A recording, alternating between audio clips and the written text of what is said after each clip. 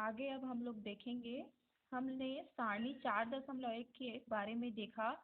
सारणी 4.2 में आप 4.1 से निकाल के अम्लीय, क्षारीय और उदासीन पदार्थ को यहाँ पे भरेंगे, कोई भी दो दो। अब देखिए, अब हम लोग आगे पढ़ेंगे सूचक के बारे में। सूचक क्या है, सूचक किसे कहते हैं। तो क्या होता है, रंग परिवर्तित कर हम लोग अम्लीय व क्षारीय माध्यम की सूचना देने वाले पदार्थों को सूचक मानते हैं। ठीक है, परिभाषा के रूप में देख सकते हैं, रंग परिवर्तित कर अम्लीय या क्षारीय माध्यम की सूचना देने वाले पदार्थ को सूचक कहते हैं। जान लिए सूचक क्या है। जो क्या है, लिटमस के अतिरिक्त मिथाइल ऑरेंज और फिनोप्थेलिन का भी उपयोग अम्ल क्षार सूचक के रूप में किया जाता है। मिथाइल ऑरेंज अम्लों के साथ नारंगी रंग, जबकि क्षारकों के साथ पीला रंग देते हैं। याद रखना, मिथाइल जो पदार्थ है वो अम्लों के साथ नारंगी रंग और क्षारीय के साथ पीला रंग। फिनोप्थेलिन अम्लीय विलयन में रंगहीन रहता है, जबकि क्षारीय विलयन में इसका रंग गुलाबी रहता है। दोनों पदार्थ के बारे में हमें पता चल गया। अब देखिए, अम्ल एवं क्षार की पहचान सूचकों के द्वारा तो हमने कर ली, पर इनके कुछ और गुण भी होते हैं, ठीक है, जिसे इन्हें पहचाना जा सकता है। आइए अब हम इसे फूल के माध्यम से समझें। फूल होता है गुड़हल, तो गुड़हल के फूल के माध्यम से इसका हम लोग उपयोग करेंगे। तो देखिए, सबसे पहले हमें क्या चाहिए, क्रियाकलाप 3 में देखिए, आवश्यक सामग्री गुड़हल के फूल, बीकर, परख नली, गर्म जल, ड्रॉपर तथा अम्लीय व क्षारीय पदार्थ। हम लोग को क्या लेना है, 3 परख नली लेना है। ठीक है, दिख रहा है, सूचक विलयन लिखा है, दूसरे में अम्लीय विलयन प्लस सूचक विलयन, तीसरे में क्षारीय विलयन प्लस सूचक विलयन। ठीक, एक में केवल सूचक विलयन, दूसरे में अम्लीय एवं सूचक विलयन और तीसरे में क्षारीय एवं सूचक विलयन। अब इसका उपयोग कैसे करना है, तो देखिए, गुड़हल के फूलों की कुछ पंखुड़ियां एकत्रित करें और उन्हें किसी भी बीकर में आप रखें, किसी भी बीकर में आप उसे रख सकते हैं। इसमें थोड़ा गर्म जल मिलाइए, मिश्रण को तब तक रखे रहने दें जब तक जल रंगहीन न हो जाए, जैसे इस प्रकार से कलर प्राप्त ना हो जाए। रंगीन जल का उपयोग सूचक के रूप में करें। इस सूचक की 5-5 बूंदें 4.3 में दिए गए प्रत्येक विलयन में डालें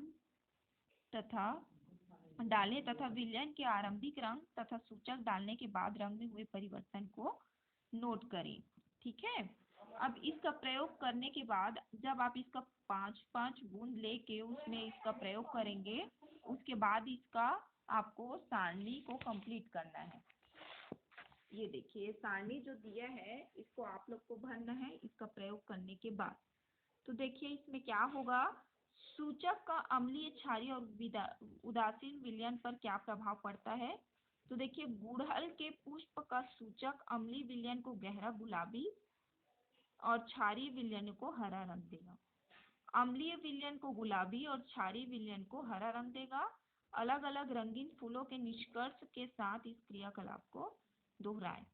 ठीक, तो इसमें आप लोग इसको भरोगे, जैसे नींबू का रस है, इमली का रस है, ये सब क्या है, खट्टा होता है।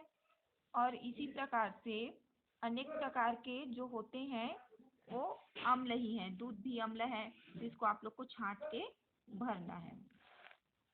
अब आगे हम लोग देखेंगे अम्ल। अम्ल क्या है, तो एसिड शब्द का उद्भव लैटिन भाषा के एसिडस शब्द से हुआ है, जिसका अर्थ होता है खट्टा, और हिंदी में रूपांतरण है अम्ल, जिसके बारे में मैं आप लोग को पहले ही इंट्रोडक्शन दे चुकी हूँ कि अम्ल क्या है।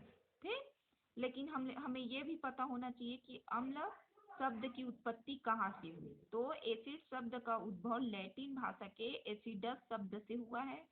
ठीक है, जिसका अर्थ क्या होता है, खट्टा। हम लोग तो जानते हैं अम्ल खट्टा होता है, इसका हिंदी रूपांतरण क्या है, अम्ल है।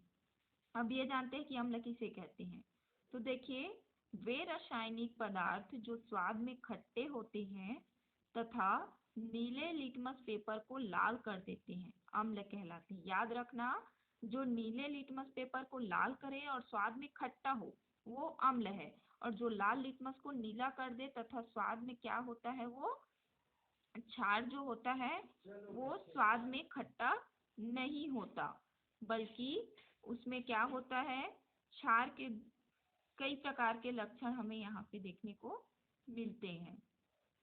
तो इसके माध्यम से हम लोग आप पहचान सकते हैं कि अम्ल और क्षार क्या है।